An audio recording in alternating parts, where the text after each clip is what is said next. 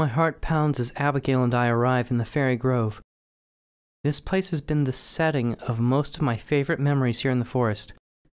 I could have never guessed that it would be where everything ends. I can feel the fairies, my subjects, watching from close by. They don't show themselves, but their presences are like tiny little pressure points on my consciousness. They're just as tense as I am. Closing my eyes, I reach out to the forest, asking for its aid. It still hurts badly. It laments the terrible pain that it suffered.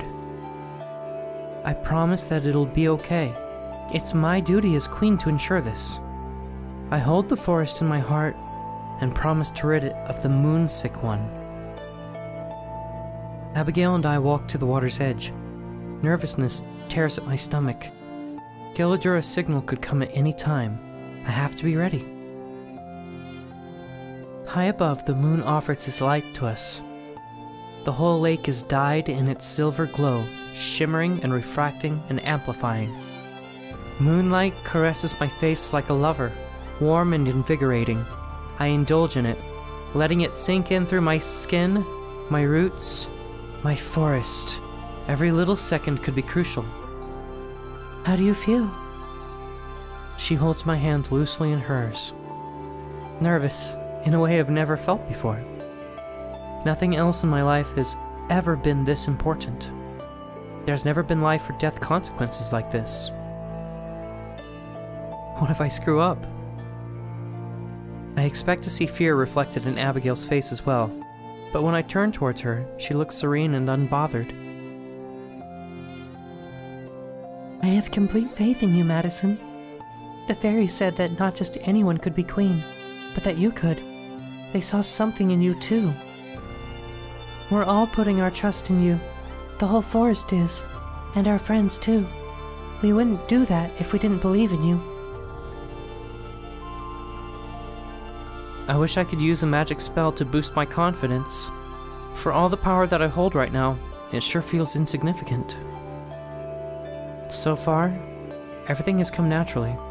Moving through the woods or interacting with its denizens is easy. But to use magic against another being, that's something else entirely. But I can't let that kind of attitude overwhelm me. I can't be defeated before it even starts. Abigail's right. Everyone is counting on me. I can't let them down. Thank you. For what? For believing in me. She leans forward and kisses my cheek. Always. Always. That word has meant a lot of different things to me lately. My concept of forever keeps shifting and changing. Even now, I'm not entirely sure what it means. I suppose that, after tonight, I will. You know, when we were here before, there were times that I wished it could last forever, where it was peaceful and just the two of us. Now, more than anything, I'm ready to go home. I'm ready for us to make new memories, together. Nothing would make me happier. When you came into my life, I thought that it would be fleeting, like a nice dream, that I might someday look back upon and smile. I didn't dare imagine, nor hope, or anything more. But now? Well, perhaps you've made an optimist of me after all. I kiss her forehead, and then her nose, and then her lips. I love you, more than anything. I love you too, more than anything. Together, we face forward. And that's when I feel it. A cold flash of foreign fear. It stabs through my head and the idyllic scenery. I recognize the origin immediately. Gilladura's panicked signal. I step away from Abigail, clearing space. I force myself to breathe evenly as I reach within myself, mentally, searching for the magic. I call upon the power within me.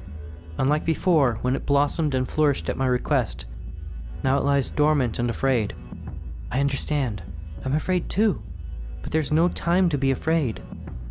Using my authority as Fairy Queen, I coax the magic forth.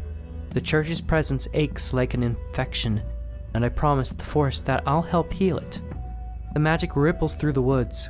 It sets upon the church, finding Evelyn easily. I can't see her in my mind's eye, but I can feel her.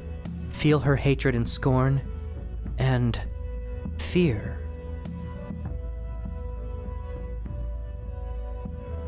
So I'm not the only one who's afraid then. That's more reassuring than anything else. If she detects the magic that's coming for her, then I can't tell. At my will, the tendrils of magic wrap around her like vines. Then I stick my hand out, my physical, actual hand, and I pull. The result is immediate. Just above the surface of the lake, a ripple disrupts the air as a massive rift opens up. Within seconds, Evelyn falls forward through it, collapsing in a heap to the shore. It's wrong, though. She's still in her regular body. It's not just her vulnerable soul like it should be. I take a fearful step back. Why did Galadora send the signal early? My blood runs cold. What if something happened to her and Morgan? What if she wasn't too early? What if I was too late? I try to rally my thoughts and concentrate on what to do. She quickly picks herself up, wild eyes casting back and forth. Her appearance is monstrous. It finally fits her personality. Her gaze falls on me, and her lips curl in hatred or disgust. So it's you. I see that even death didn't want you. And now, here you are, stinking of snow and pine, stinking of them. You wear their clothes, you bear their crown, but you are not one of them. She lumbers forward. Her steps seem pained. She's either dazed from being pulled, or from the effects of her own spell. But I can't count on that to last. You're right, I'm not. Just like you'll never be a human. I need to buy myself time while I try to think. Human. Is that what you think I want? I will be more than human. A gust of wind stirs up, likely at her calling. The trees shake and I plant my feet firmly to keep from losing my balance. I feel the barriers in my mind freeze and break away. She's gone. As the world spins around me, the moon shines down on the lake. I search for her presence with my mind, but I can't find her, like a fish that slipped off the line. I need to calm down. My heart races as my head begins to ache and throb. You're so fragile, so easily damaged, so easily broken. The biting wind intensifies, threatening to sweep my crown away. Abigail shields herself with one arm. Evelyn, however, remains unaffected. What's wrong, little child? Why not make this easy on yourself? I can make it painless for you this time. Reality and illusion bend and blur, and the fabrics of my vision tear. She takes another step forward in my mind, shattering what little focus I had. She's almost close enough that if she lunged forward, she could grab me by the throat.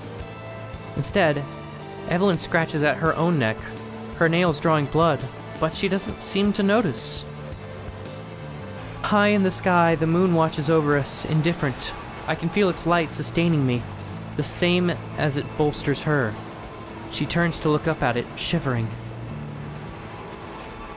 Do you know why you were the first to go? Because you were the easiest, all alone, off in the woods. Tragic accidents happen all the time out there. Really, it's my daughter you have to blame for all this. It's a shame you won't get another chance. I try to find her again with a magic, but I can't. It's like she isn't even there. Where her consciousness should exist, there's nothing but a gaping hole. A void that feels familiar somehow. Her eyes glow red as she faces me again. Looking for me? My consciousness is immediately assaulted. My head pounds as I feel Evelyn enter it like an intrusive thought. With every push and pull, she rips at my soul. My magic quakes under her power, flickering and fearful. I try to reach out and grab it. Pull my own consciousness and strength into me. but every time I get close, it's yanked away. Unrelenting, overwhelming. Die, die, die! It echoes and reverberates in my skull. I choke, momentarily forgetting how to breathe. Every single thought, every single idea, snatched and destroyed. I can't even see anymore. I knew it. Your gifts are wasted on you. Queenship is wasted on you. What good is power if you don't know how to use it?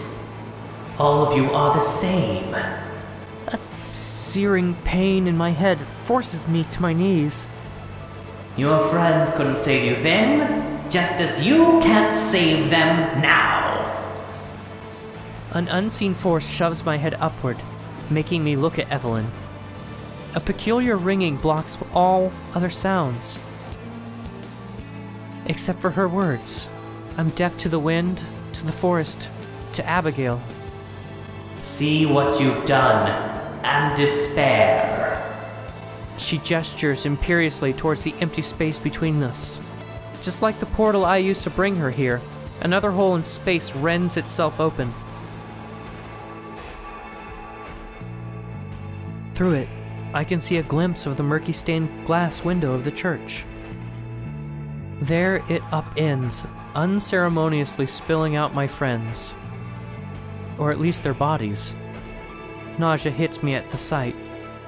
Tara's there, her body limp and broken, arms and legs splayed at an obscene angle. Blood trickles from her mouth, beneath her open, sightless eyes. Morgan is also there in a heap, though her body isn't as mangled as Tara's. A grisly wound stretches from her ear, across her face and down her neck. Blood stains the sand beneath her. Even Geladora lies there motionless, though her back is turned to me.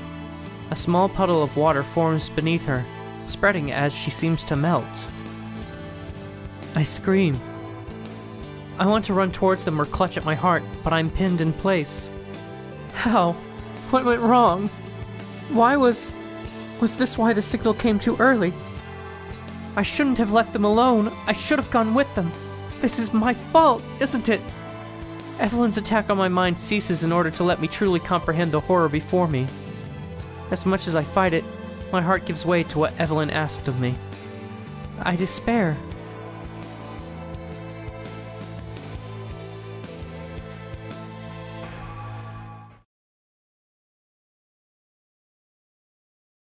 Our feet touch solid ground and Tara immediately loses her balance. I grab her shoulder to keep her from falling. Geladora pants heavily, the magic having taken a heavy toll on her. Maddie, Abigail, and Evelyn are on the far side of the lake. Only Abigail seems to notice us. Even from a distance, the terror on her face is clear. Come on, they need our help. Tara takes one step forward, and then falls to the ground, clutching her ankle. Shit! Just then Maddie screams in pain or in horror. A sick feeling in my stomach.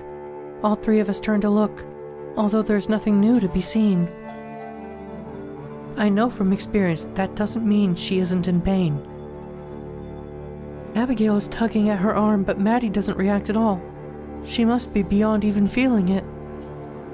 And just behind Evelyn, a familiar-looking ball of sinister light is forming, sparkling in the moonlight. Its tendrils jolt and jag with a familiar hunger. Maddie doesn't even know. Evelyn turns back and looks at us, a sadistic grin on her face. The tendrils of magic shift, and a feeling of impending doom fills my lungs. I look back at Tara, who scowls at her foot as she tries to move. There's no way she'll be able to. I don't have long to act. I turn to run to confront Evelyn myself. I don't know what else to do. Everything has gone wrong. All that matters to me at this point is that Maddie and Tara get out of here. If I have to die for that to happen, then so be it. I hesitate just slightly. My leg wavers as I try to take a step forward. It's enough for Tara to grab my arm, grimacing through the pain. Where are you going? To stop her. Tara's grip tightens. Not without me, you aren't. Tara, you can't. Neither can you. I'm not letting you throw yourself away. Not again. Something soft paws at my leg, and I look down to see Gilladura staring up at me. Both of you. As sweet as they are, there isn't any time for sentimentality. Every second we spend talking is a second wasted. Morgan, the moonlight. I glance up at the sky, but don't notice anything different. The moon shines down on both Maddie and Evelyn, surely invigorating them both. However, it's obvious from this situation that Evelyn is better at using it. What about it? It makes magic stronger. With enough of it and our magic, we can stop her. Whose magic? Yours and Maddie's? Her eyes glisten in the moonlight as she stares up at me. No, Morgan. Mine and yours. What? I can't keep the exasperation out of my voice. We don't have time for her to mess around. Gilladura nimbly climbs up my legs and torso, my heavy sweater protecting me from the pain of her claws. She's perched on my shoulder. Love is its own form of magic. It makes the impossible possible.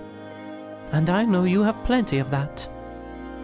I turn to face Tara, who's been listening to every word. Despite it all, she gives me an encouraging smile. I don't know anything about magic, and I'm still figuring this love thing out. But I know I believe in you, Morgan. Go kick her ass! I breathe in deeply. I could try to stop myself. Even if I had to die for it, I would. What Gilladura says sounds crazy, but everything about this is crazy. And I don't want to die. Okay. I'm putting all of my trust in Gilladura and in Tara, just like I know they're putting their trust in me. I won't let them down. With one arm, I keep Gilladura in place, and as fast as I can, I run, heading straight for Maddie and Evelyn.